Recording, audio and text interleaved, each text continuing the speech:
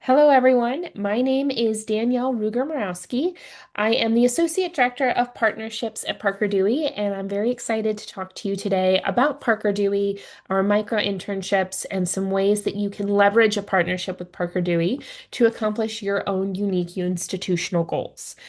So to give you an idea of what to expect from today's session, we'll start by covering the basics. What is Parker Dewey? Then we'll talk about how it works. There are really two perspectives that are active in each micro internship, and that is the perspective of the companies or the employers that are posting the projects, making selections, and supervising them. And then there's the perspective of who we refer to as career launchers. That's kind of our all-encompassing term for students and recent graduates who engage in these micro internship projects. And then we'll talk about that third part of the Venn diagram.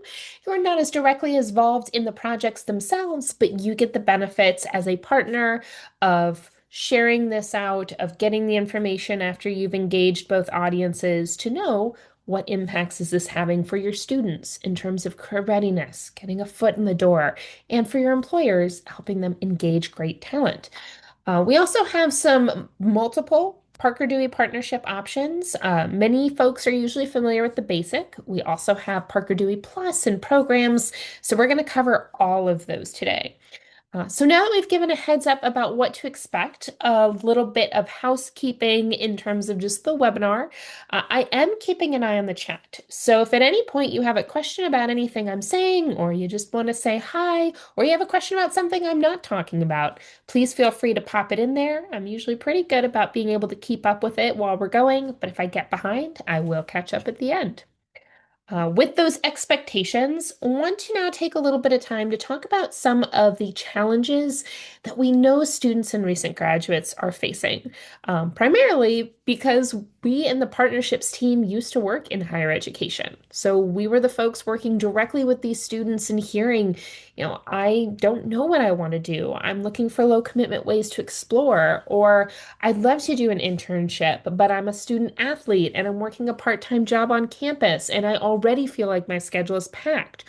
Or students who can't afford to take unpaid opportunities, or maybe just lack transportation. We know that a lot of these challenges are having a big impact on students' abilities to start their career. In addition to having had these conversations directly from students when we were in career services, we also every year ask students, what is the happening with you and your professional journey? How would you prefer to learn about employers and explore and figure out what path you want to take when it comes to your career? So that's where, again, if you weren't in the room when I was highlighting this earlier, I want to take a moment to highlight that our student sentiment survey, we do this every year, it just launched for 2026, and we would love for you to share this with your students. The results of this survey allow us to talk to all the employers we engage and highlight, these are the ways students are saying they want to be engaged. So you will get these slides in the recording afterwards. You'll see some really easy ways to share this. For example, if you want to repost on LinkedIn, or maybe you like to multitask during a webinar, I'll go ahead and put that in there if you want to do that in this moment.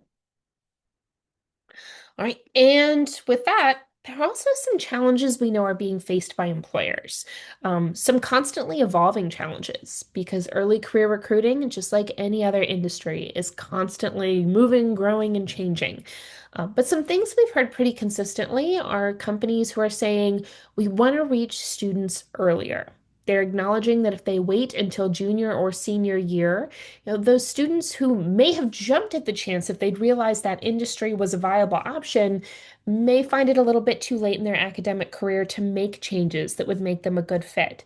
So these companies are trying to get their industries and the types of opportunities they hire for in students' heads as students are making those important decisions about classes and majors and what types of projects they're working on in those experiences. There's also companies who are saying, we're known for one thing, but students don't necessarily know about all the other great roles or opportunities. So they're trying to highlight outside of a preconceived box that students have put them in. And further still, some companies who are amazing companies, big companies, but students just may not recognize their brand. This is especially common amongst B2B companies. So these employers are often coming to Parker Dewey saying, how can I solve these challenges? So, how do we help all these audiences? We're helping those students who are looking for accessible opportunities to build experience by providing them with a way to get paid professional experience that fits even into the busiest of schedules. I'll talk a little bit more in this webinar about exactly why the Parker Dewey model is a great fit for doing that. How we help employers. We're making it easier for them to access, engage, and assess early career talent.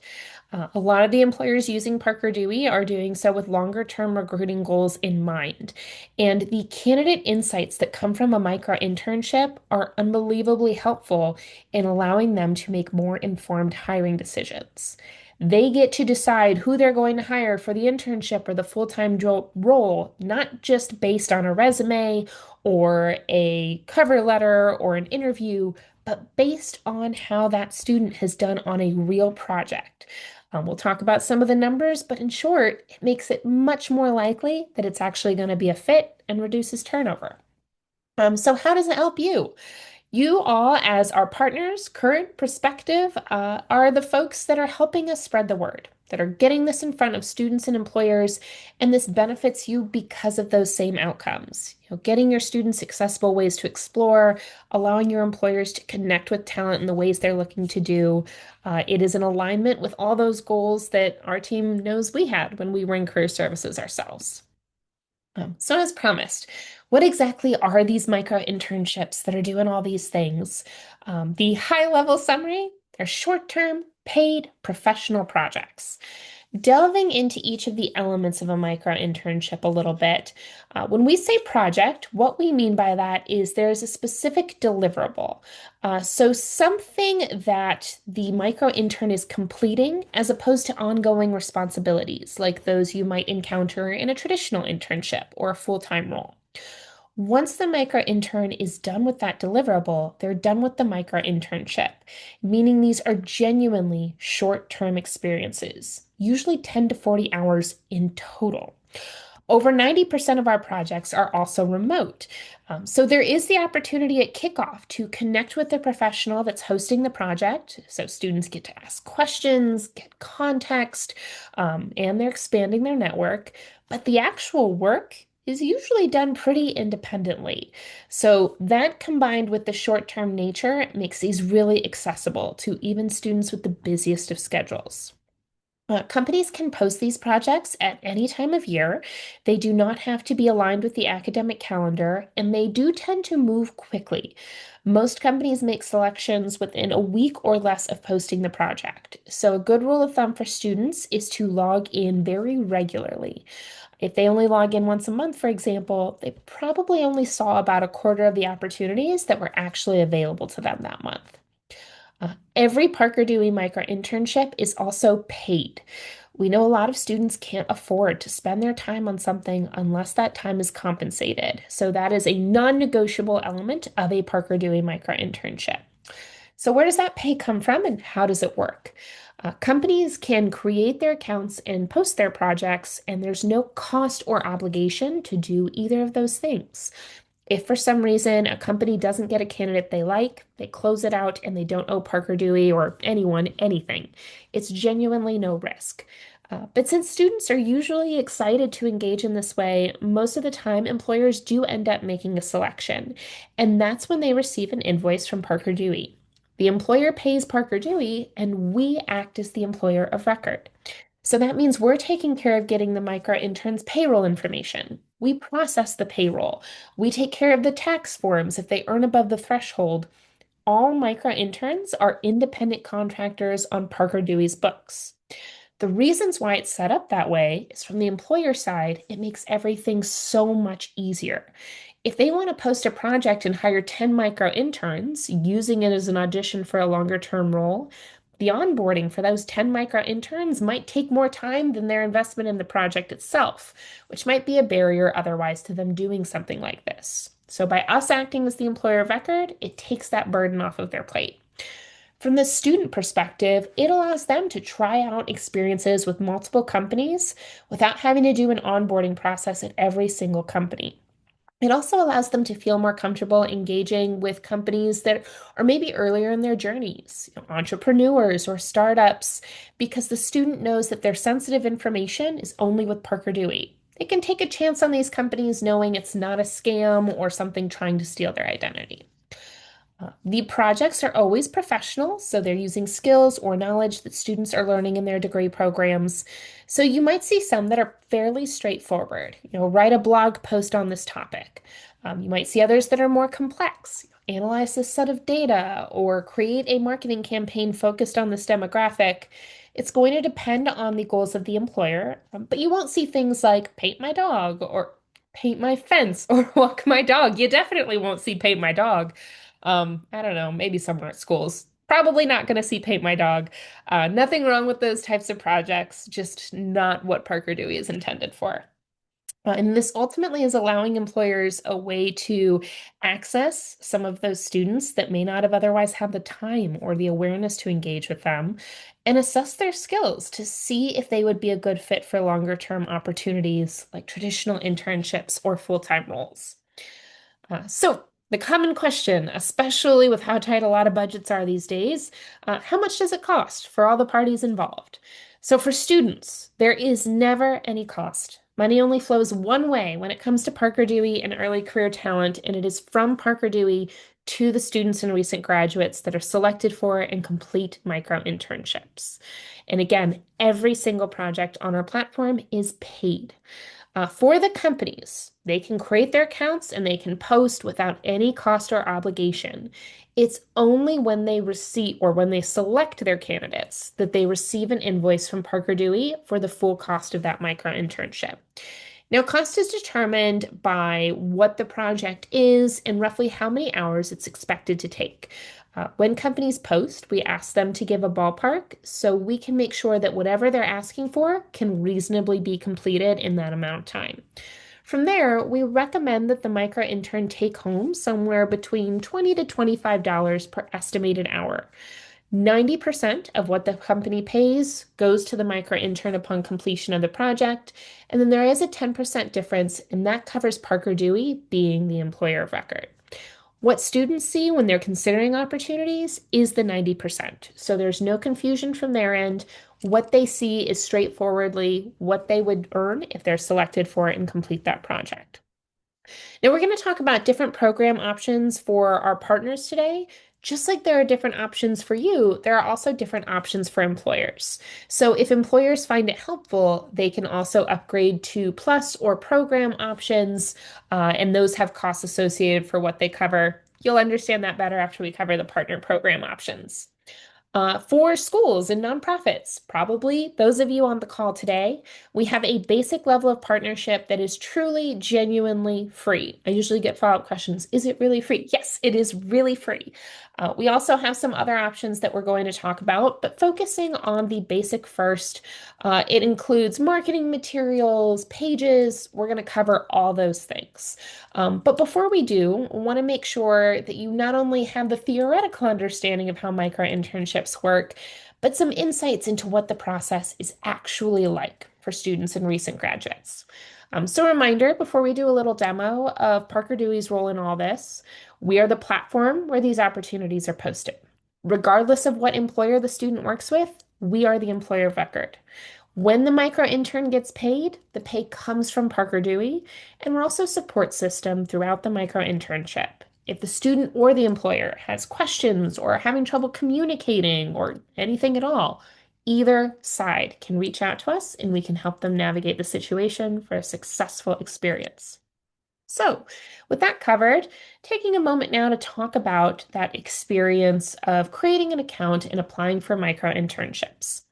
When a student first creates their account, they will be prompted to set up a profile. This profile has different elements, very similar to a LinkedIn or a Handshake profile. And the more that students make use of these different sections, the more it can increase their likelihood of selection. So, doing things like adding a brief personal statement or some highlighted experience can be really beneficial. Now, for many students, a micro internship may be their first attempt at gaining real professional experience. So I always like to clarify, this doesn't need to be jobs or internships. This could be class projects, extracurricular, volunteer, or passion projects, anything they've done that demonstrates the skills they are hoping to apply to a professional project. So if they are hoping to maybe secure a micro internship writing a blog post, highlighting an essay that they wrote in a class and what they accomplished in that essay could even be beneficial. They also have the ability to upload examples of their work, so they could upload a writing sample from a class. Another big one from the employer perspective is uploading a resume. We have seen that employers have a strong preference for candidates who have attached a resume to their profile, even if there is not a lot on it yet. So we encourage all of our partners to make sure those students have those resumes and that they are uploading them to their profile. Now, once they've finished this profile, that's when they can see the opportunities. So, what they see is going to vary depending on their school. Some students may see this featured project section. Others are going to see things start with all open micro internships. At this point in the demo, I always like to pause and give a little bit of history about Parker Dewey. If you became familiar with us at all between 2015 to 2022, there are some very important things about our model that have changed. When we got started in 2015, our goal was and still is accessibility, but based on feedback, we've adjusted how we're going about that a little bit. It used to be that everything posted to our platform was open to everyone. But we were getting feedback from employers who were recognizing the value of this as a pipeline building tool. And they were saying, my goal is to find talent who could do my in-person internship after the micro internship. And if I'm located in California, it doesn't do me a lot of good to have these students from Florida or Maine or anywhere on the other side of the country applying because I know they're realistically not going to be able to come and do this in-person internship that I'm trying to build towards. At the same time, we had schools who were telling us, I put a lot of effort into building and maintaining these employer relationships. If anything that they post on the platform has to be open to everyone, this isn't something I'm going to encourage my employers to use because we don't want to open our students up to that level of competition. So, based on that feedback in 2022, that's when companies got the ability to feature projects to specific schools. And as awareness of that ability has spread, we now see that more employers are posting projects to specific schools than we tend to see leaving them open to all. So it's kind of an interesting time in Parker Dewey where there are technically more opportunities on the platform than there ever have been, but it's really important for our partners to share this with their existing employers because those are the folks most likely to feature projects to their institution. I see a great question. Can students include the company name on their resume with the micro internship description? It depends on whether the company has given permission. So when the student applies for the micro internship or when they create their account, they agree to Parker Dewey's terms of service, which includes a NDA, so a non-disclosure agreement. Want to be very clear, not a non-compete. That wouldn't make sense, but a non-disclosure. Basically just saying that unless the company gives permission, they will not use the company's name. Now, most of the time when the students ask, the company says, no problem, go for it, but they will still list it as an independent consultant of Parker Dewey. And then if the company gives permission, they can use that company name in the description.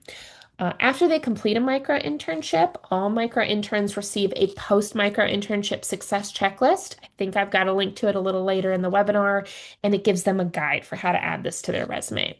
Thank you for the question. So back to the student demo, students can look at the projects and based on the titles, they can decide, is this something that I am interested in learning more about or might want to do? If they hit the drop down, they're going to see the details for what the company is looking for and the anticipated start date. Now, if you were watching this later, you may not realize that this start date is actually in the past. We're recording this on February 10th. Every once in a while, you may see projects that even have that start date in the past because many companies are looking to move quickly. So when your students see something like this, it's still worth their time to apply because it's visible.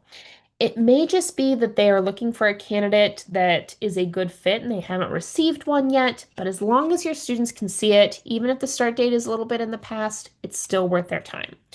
You can see the anticipated due date. If they're behind on start date, usually that gets adjusted accordingly, and the estimated total number of hours. So again, that's what we review to make sure that whatever they're asking for is reasonable and that the compensation is appropriate. Now, most of our micro internships are totally remote, but every once in a while there is a project that, by its nature, has some sort of on-site element. So if that's the case, that is going to be clarified both up here at the top and down here in this section. Now, if the student decides, based on the description and the skills necessary, that they are interested, they can hit apply. And the first question is always going to be, why do you think we should select you for this opportunity? So this is a great question to practice answering with your students. Some companies will leave that as the only question. It's up to them if they decide to ask other questions and what those questions are. There are also some quick yes or no questions. These are not seen by the employers, and the employers are typically the ones making the selection decisions. These just allow us at Parker Dewey to know that students are more likely to apply for a micro internship with a company they weren't previously familiar with than they are to apply for a traditional internship or a job with that company. And that makes a lot of sense. These are very low risk. Students don't feel like they're making a big commitment by trying something with a micro internship. And obviously, if they weren't familiar with that company previously, it's not like they're watching their internship or job boards. All that to say, if you have employers who are trying to build brand with students or reach students they might not have otherwise, this is a really good way to do it. Once a student submits their application, they know the status in the Applied tab. If it's inactive, that's how they know they are still being considered for that opportunity. If it has moved to past, that's how they know that they were not selected for that particular micro internship. Now, we do have some employers who will respond to applications. Some might even give feedback, but depending on whether they left it open to all or how long they left it available to accept applications, that may not be realistic depending on how many applicants they got. And we don't want your students wondering about their status or when they're going to hear, so that's why we have these tabs so they can easily know. Once a student gets selected, it will move over to this tab and they'll also receive an email that is going to highlight next steps. That's going to include setting up a kickoff call with the professional at the company. So again, they get the chance to ask questions, expand their network, make sure they have everything they need to be successful. And from there, it depends on the project. Some are rather straightforward, so it might just be some emails back and forth. Others that are a little more complex might have some additional check-in calls, but students are provided with both agenda and email templates to help them professionally communicate what they've done, any questions they may have, and to make sure that expectations are aligned for the remainder of the project. So, from the student side, this really opens up in a very accessible way the opportunity to try things, to explore, to make connections, to see where their skills and interests fit into the workplace, not only in terms of industry, but also in terms of specific companies. Some common questions that I usually get after explaining the student experience is, can international students do micro internships? And the answer is it varies depending on the school. In many cases, yes, but they do need to have work authorization. So either CPT or OPT or pre-completion OPT. For every school, they have their own rules about, when credits need to be registered for CPT or the minimum number of credits. And at Parker Dewey, we want to make sure we are never overstepping. So our advice for international students is always that they should check with whoever supports that population at their school before they apply. Every student, when they get selected, also gets the micro internship success checklist. And before it even gets into the steps, there's also a reminder for international students there, highlighting that if they are an international student, that they need to make sure they have proper work authorization. Now, if they have that authorization, we, Parker Dewey, again, are still the employer of record. So that offer letter that they need will come to them on Parker Dewey letterhead. That same reminder also has the link for them to request that letter. Now, sometimes there are micro internships that have the goal of hiring for something longer term, and that company may just unfortunately already know that they are not in a position to provide sponsorship. In those cases, there's usually going to be something notated at the top of the description, clarifying that this is exclusively available for those who are authorized to work in the US or something along those lines. So international students are also encouraged to keep an eye on the types of projects for any such disclaimers or criteria. Another population that often struggles to find opportunities but can find them with micro internships is undocumented students. As long as they have a valid ITIN number, which many already have, this can be a great way for them to go about getting experience as an independent contractor of Parker Dewey. Now, similar to what was highlighted for international students, there are still some micro internships that may require US citizenship, but for most of them, they are still accessible to undocumented students, again, as long as they have that ITIN number. Now, I cannot emphasize enough how I am not any sort of lawyer at all, much less an immigration lawyer. But I will share that we've had some students who have let us know that they've been advised if they don't already have an ITIN number, this may not be the time to get one. Now, again, most students already have them, but just want to share that to do with what you will. Shifting perspective from the student side of things now to talk a little bit about how this works for your employers.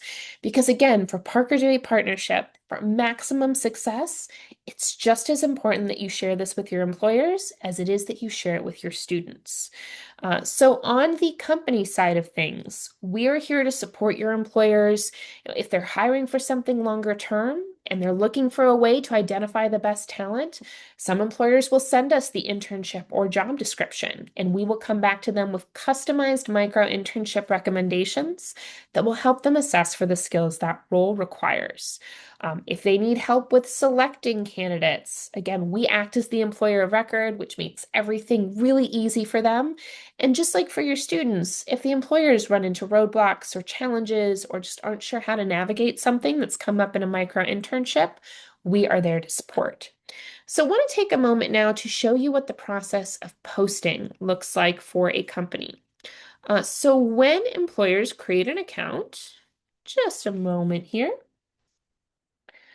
They will create a profile, and that is super easy and straightforward to do. Then they will have access to our templates, which make it really easy to post projects.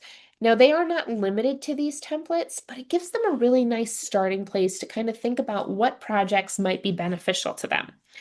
They can select from different categories. So let's say I'm trying to hire for a marketing or creative role. This is going to give me examples of projects that typically do a really nice job of highlighting those skills. So if I click on a template, it's going to preload some of that information for me, but as the employer, I can always make adjustments. I can change the start date and end date to meet my needs. If there's something about the project that does need to be on site, this is where I can clarify that. But again, most are remote, and that's the recommendation. Our templates are usually scoped for about 20 hours of work, which means the student would earn $400. And that total cost is also covering the cost of Parker Dewey acting as the employer of record. So this is all very transparent for the employers when they're posting. They know exactly what will be going where. For those employers who may be using the micro internship as an audition, they might hire multiple micro interns, and whoever does the best job on the project will be the one to get that traditional internship or job offer. Now, obviously, since they're paying micro interns, there is a cost to doing this. But what employers have found is if they're hiring based on real project work, that makes it far more likely that this is going to be a good fit. And that means they haven't wasted an internship or a job opportunity on someone that either isn't going to convert to a full-time hire or someone that is going to quit that job in less than a year, causing the employer to start that recruiting process all over again. Both of those instances are far more expensive than a couple $1,000s. So from the perspective of the employer, this is money well spent. Now, when we scroll down, this is where the company gets to decide who sees the project. And again, most companies are deciding to feature to specific schools. So if I wanted to post to just CSU Bakerfield, that means only students and recent graduates associated with that institution are now going to see my post. This is why it is so important for you to make sure that your employers are aware that if you are a partner, that your students are using Parker Dewey and that this is a great way to connect to them because it makes it more likely that they'll feature their projects to your students. Companies can also clarify whether they want to engage current students or recent graduates, or if they're open to both. And we love it when employers let us know if this is an audition for something longer term. Now, depending on the template they've used, we might have suggested some additional questions. They can remove those or add others, but they cannot change this first one. Again, that's the why do you think we should select you? And we found that the responses to those questions, or this one in particular, is usually just really telling about who's going to be a good fit for the micro internship, which is why employers cannot adjust that one. Now, once they hit post now, it's a little bit misnamed because it doesn't actually go direct to posting. It actually comes to the Parker Dewey team, where we review the opportunity to make sure that it has a professional, specific deliverable, that whatever's being asked of the micro intern can reasonably be completed in the estimated number of hours. And then based on that estimated number of hours, we're also making sure that the compensation is appropriate. Once we have reviewed and confirmed all of those things, then it becomes available for students to see and apply. If for some reason the posting does not meet that criteria, we reach out to the employer to offer support to help them get it to a place where it will be an appropriate and appealing micro internship. So primary reasons companies are using Parker Dewey. There are kind of three buckets that most employers fall into. One is those employers that have pretty soon to be hiring needs, whether they're immediate or coming up within the quarter.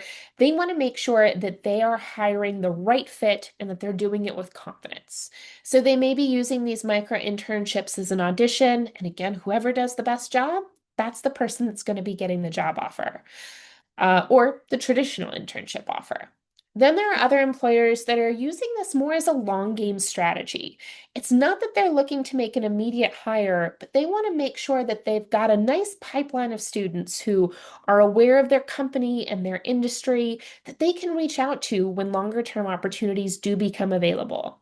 These employers will often post straightforward projects that could even be done by first or second year students, just really getting their brand out there in a very positive way. And then we have the third bucket, those employers who may not have any recruiting goals at this time, but what they do have are short-term projects that they need help with that maybe aren't the best use of their time. This is often where alumni fall in. Alumni may not have any longer-term recruiting goals, but they can be a great source of projects for your students.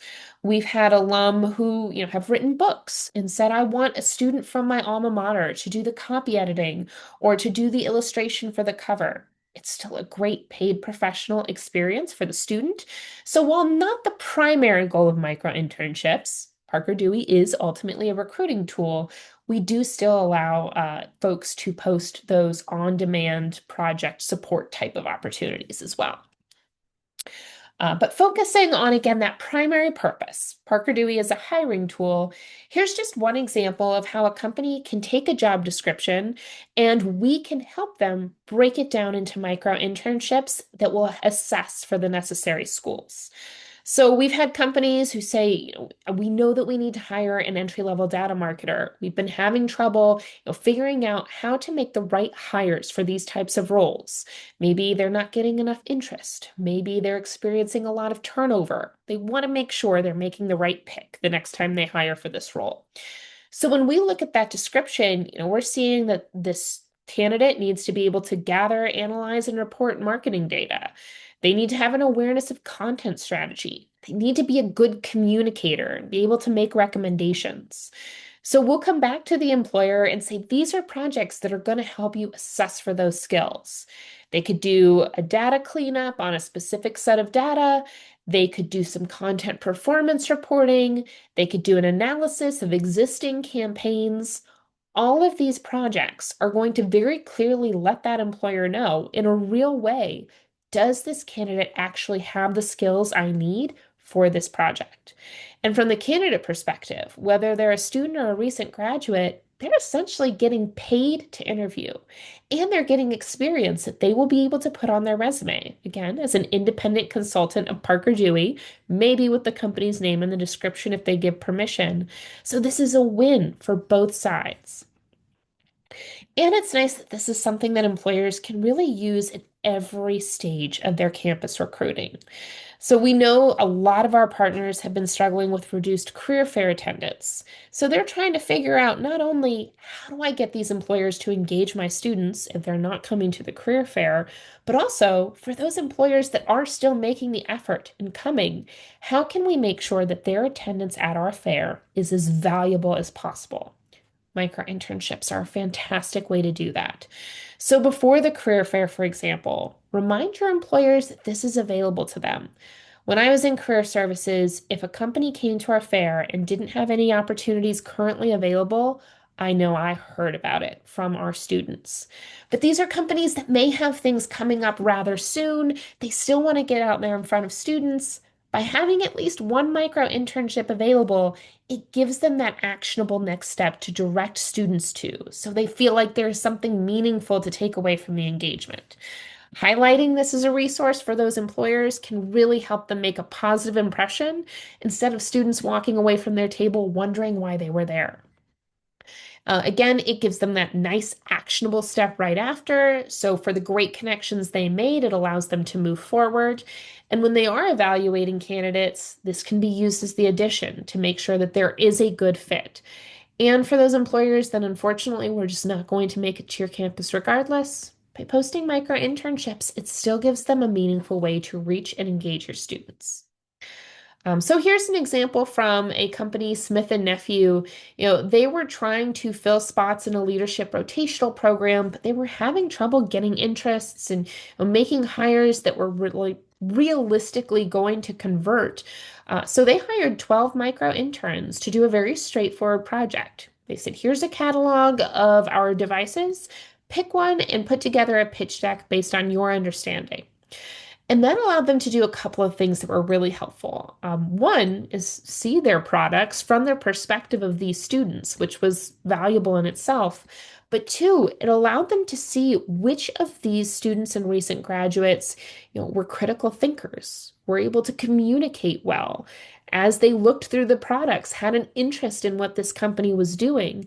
And each of these micro interns got paid $180. Again, it was a very short project, but it gave Smith and Nephew really meaningful insights into who would be good candidates for this leadership program. Ultimately, 5 of those micro interns were hired full time with far more cost effective means than a lot of traditional recruiting methods. And they've been there longer than recent graduates typically stay in their first full time role.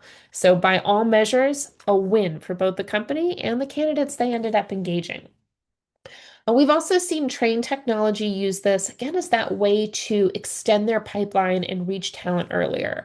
So they will post projects, for example, that involve campus ambassadors. So students that then are sharing with their peers. Are you familiar with Train Technologies? Have you heard about their opportunities? Not only are they making a direct connection with that student who may be a valuable candidate as they progress in their academic career, but they're also building their brand with other students on campus through that ambassador. A win all around. And we also see, this is one of my favorite slides coming from career services. We also see that micro internships are really valuable in terms of career readiness for these students and recent graduates that engage in them. After a micro internship, we ask the micro interns to reflect on what, if any, impact their experience had on career readiness.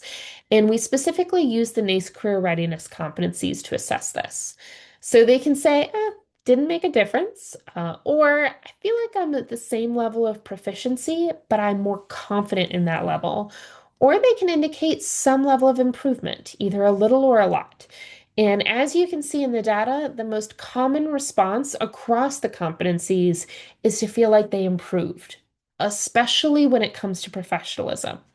Now, professionalism is an interesting one because we've also been hearing from a lot of our partners that employers are saying they wish there was more of that when they're hiring them for traditional internships or full-time roles. They just wish that the students had a little bit more professional polish coming in. So, this is a great resource to be able to take to those employers and highlight if you start engaging our students in straightforward projects in their first and second year, you are creating your own more professional talent pool to be able to hire from. We also see that most of the time, micro interns are just doing a great job on these projects. And it's really helpful for them to have that understanding of where their skills fit and when there's opportunities for improvement. So employers can leave their assessment of the micro interns communication or quality or timeliness.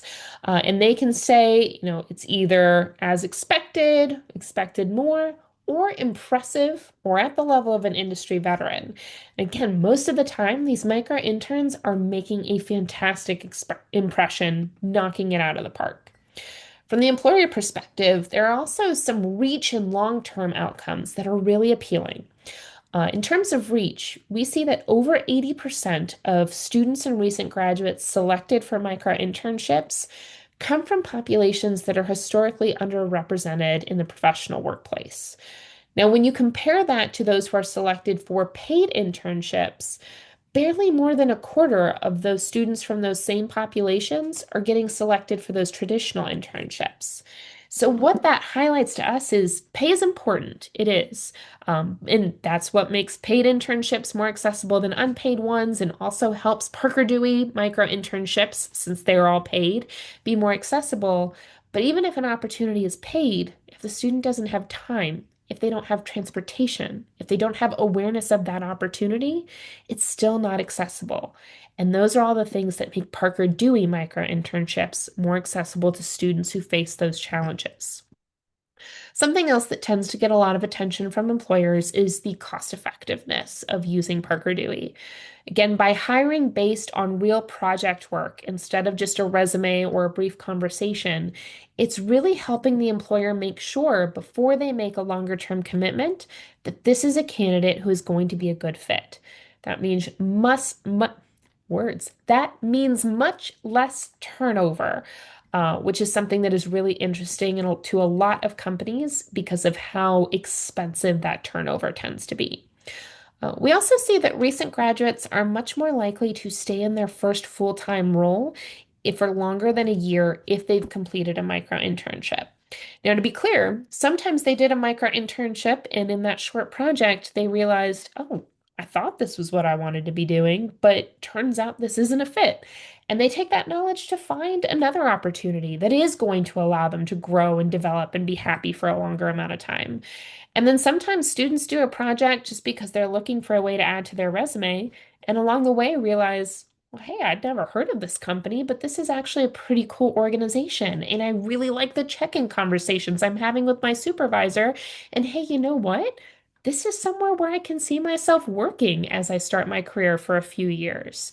So it works out in both ways really well, especially when you compare it to overall recent graduates, where less than half of them are staying in that first full-time role for longer than a year. So now that we've covered the experiences and the benefits for both students and employers, we want to talk a little bit in these last 15 minutes about the options for all of you to help make these outcomes a reality for more of the students on your campuses and the employers that want to engage them. So the three partnership options, again, starting with that basic level, you get resources to help spread the word to both of those audiences and make it easy. So you get landing pages, one to share with students and one to share with employers, a whole series of templates in terms of email announcements, things you can post on social media, emails to make faculty and staff aware. We are always happy to customize those resources for you. And we have partner checklists that are really focused on the things that we've seen translate into the best successes. In fact, that's why those partner checklists are required before partners at the basic level are able to request their data. We found that if partners are doing those things, it makes it a lot more likely that we will have meaningful data to share in those reports, which is why we want to make sure they are completed before before annual data can be requested at the basic level. So those checklists, there are two of them. One is the getting started checklist. This is just making sure that we have the proper points of contact. All partnerships involve both a student-facing and employer-facing point of contact, since sharing with both audiences is crucial. Now, for you smaller schools, that's where I was at. Don't worry. We know that at many of your institutions, that is one and the same person. That is not a problem. We just want to make sure that if there are different teams, that we've got a point of contact on each one that is ready and available to share the information with their respective audience. We'll make sure you review those landing pages that we'll create for you. What I always like to draw attention to is safe listing instructions. We have seen that a lot of schools are really tightening up email security, which good on you. Unfortunately, there are a lot of bad actors out there. But we've also seen an increase in Parker Dewey emails ending up in spam or junk inboxes. And few things are more heartbreaking than a student getting selected and not realizing it because it went to a spam folder. So we ask all of our partners to share the safe listing instructions that are linked with their IT team. It makes it less likely that that will happen. We have email templates to announce the start of the partnership, and at the basic level, there is no administrative login. So what we encourage all of our partners to do is use a departmental email. Like if you have a careers@myinstitution.edu or career center or career services, whatever it may be, use that to create a test student account. And even if you're not a partner, you're welcome to do that if you want to see what the Parker Dewey experience is like. The reason we recommend using that departmental account instead of an individual one, it's just one account to disregard in your data, so it doesn't skew anything disproportionately based on multiple test accounts. Two, if there's ever turnover at your institution, the other people who have access to that account can reset the password, so you don't have to redo the one that you've been using for demonstrations. And three, if you ever upgrade to any of our other partnership options, you'll need your individual email address available for that account. The other is the annual must-dos checklist. So these again are those things that basic level partners must do before being able to request data. We give you language for how to introduce this to employers, language for how to introduce it to students. We have a conversation guide so you can help explain to employers how this will help them with their unique challenges. We have slide templates so you can share this in your presentations to students about the resources available to them. Again, we have templates on social media, flyers, events that you can promote. So trying to make the sharing of this resource as easy as possible. And for our partners, if you need any help customizing any of those things, we're always happy to support those requests as well. We also have a data-driven best practices webinar that we do on a fairly regular basis. So if you want to learn more about how the things on the checklist come to be there, what kind of impacts we're seeing from those efforts, right now you can get on a list to be notified when we're scheduling this webinar again next. And a reminder again, I know I've shared it a few times, but the most successful schools, the biggest difference is they're not just sharing this with their students, they're also sharing this with their existing employers that they already have relationships with, because those employers are the ones most likely to feature projects exclusively to that school's students.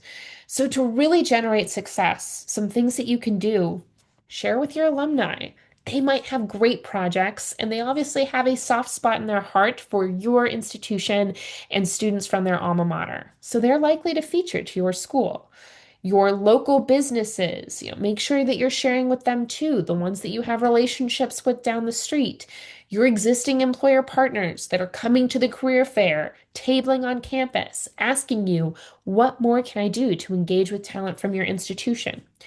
You might also consider engaging your grant writing team. I'll highlight programs very briefly here in a minute, but funded programs generate opportunities exclusively available to your students.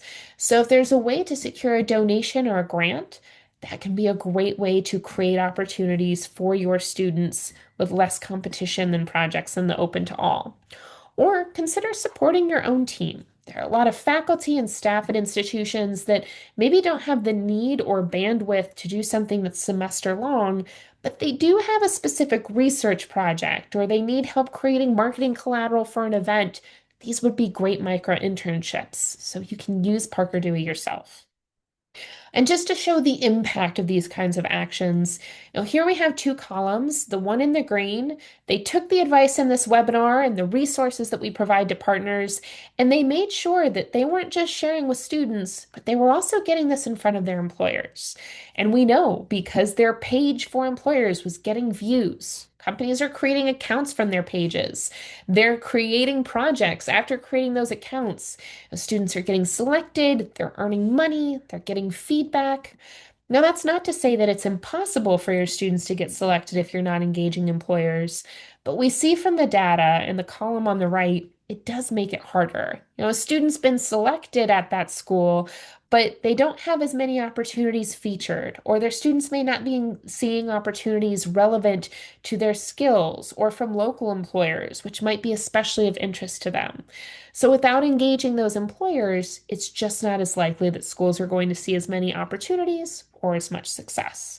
And we're all about helping your institution to achieve success in whatever ways we can help. And then we love shouting your success from the rooftops. So here are just a few examples of success stories of micro interns, how they went from micro intern to hired. We have a myriad of success stories too that we will also be happy to share if anyone is interested in any particular type. Also, again, want to take a little bit of time to talk about some of those other partnership options. Everything I've talked about so far has been included in BASIC. So the landing page to share with students, the landing page to share with employers, the marketing materials to get the word out, the ability to request your data once a year after completing those checklists, the checklists themselves.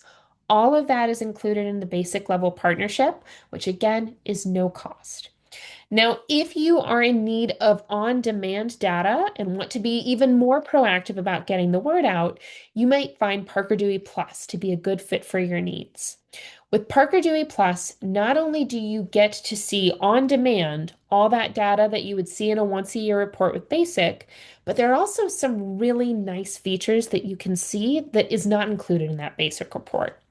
One of them is proxy access to your students' accounts. So with Parker Dewey Plus, you can see, have my students been completing their profiles? Are they uploading resumes? Are they using proper grammar? You can even see their applications, which is a really valuable coaching tool. If you're having an appointment with a student, you can bring up their Parker Dewey profile in advance. You can look at what they've applied for. And if you see that they applied to a recent project and the question, why should you select me? They answered, because I'm the greatest, and they misspelled greatest. You have some insights into where you're going to be spending your time with your student that day. You also get to see which companies have created accounts specifically from your employer page.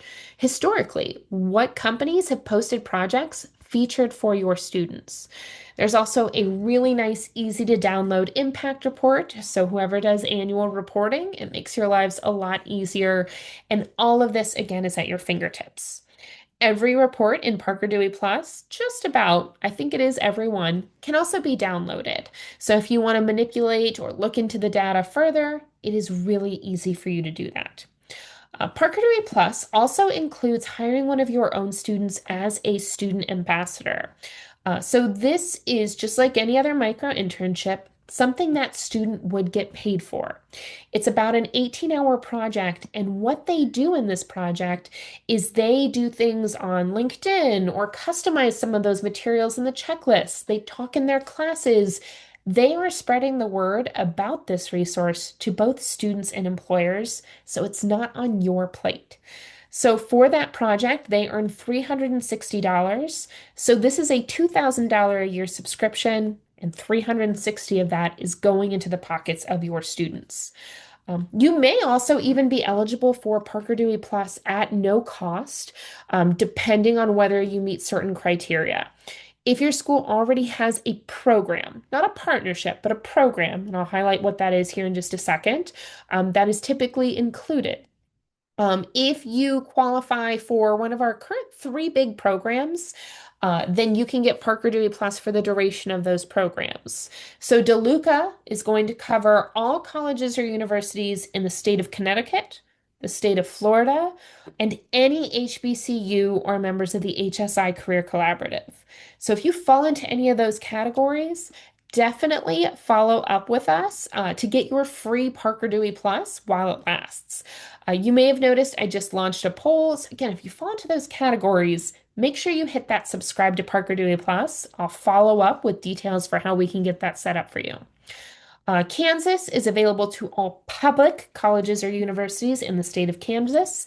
The IEDC program, that is through the Indiana Economic Development Corporation, a mouthful, and why we call it the IEDC program, but that is available to all colleges or universities in the state of Indiana. Now, Kansas has been extended, so disregard that end of 2025. But for most of these, it's while the program is available. So DeLuca, that's through the end of May this year, and IEDC is kind of a until funding runs out. Now, as promised, some brief information about what programs are. Now, you may have noticed there's a big cost jump from Parker Dewey Plus, which is a $2,000 a year subscription, to a program, which is usually starting at 10K. And the reason why there's such a jump is the program is covering the cost of paying your students. So in a $10,000 program, usually 8,000 of that is just covering paying your students for the experiences. And because you are the ones paying your students, you get to make all the rules about how those payments work in terms of eligibility. So, what I mean by that, you can decide which employers or organizations can use the funds. You could decide, I'm only covering projects for alumni, or I'm only covering projects for nonprofits, or only local employers, or only employers with this type of project need. You also decide which students can engage in the projects. Do you want it to be open to all your students, a segment of your students? Do you want it to be available to recent graduates?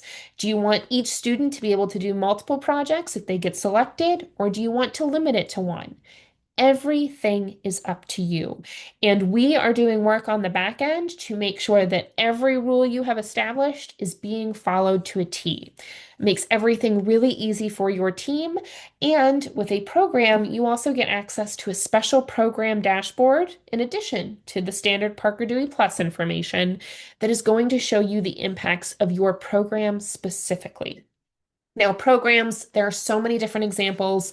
We could talk about them for a whole hour, and we do on a pretty regular basis. So, if you are interested in learning more about programs and examples and how those can work, we encourage you to check out our webinar overview. Our next one is going to be on March 18th. Now, if you're interested in a program, please don't feel like you need to wait until then. We'd always be happy to hop on a call and discuss it with you. But if you're in the early stages of exploring and just want to get some examples, I would highly recommend joining us at that event. We also have regularly scheduled events for your students. We'd love for you to share monthly webinars with step-by-step instructions for setting up their profile and best practices for answering the application questions. Our office hours are very interactive. We do profile reviews and answer questions. And for your employers, we also do monthly webinars to walk them through the basics of posting. So as far as next steps go, I know we have covered a lot in this webinar. So please feel free to take some time to digest. Please 100% of you filled out the poll. Love y'all. You're amazing. Thank you for filling out the poll. That's also a great next step. It allows us to follow up based on your unique goals. If you're not already a partner, let's get that partnership going. If you are a partner, but maybe one that hasn't recently been as active, I'm excited to use this as a jumping off point to really make sure that our partnership is aligned with your goals. And the best thing that you can do, again, to help your students be successful is share this. Share it with them, share it with employers, not in that order. We recommend employers first, so there are relevant opportunities when your students are logging on. But get that word out consistently and don't hesitate to reach out to us for help. That is what we're here for. And with that, folks, just want to say how much I appreciate your time today. If you have any questions, please feel free to put those in the chat.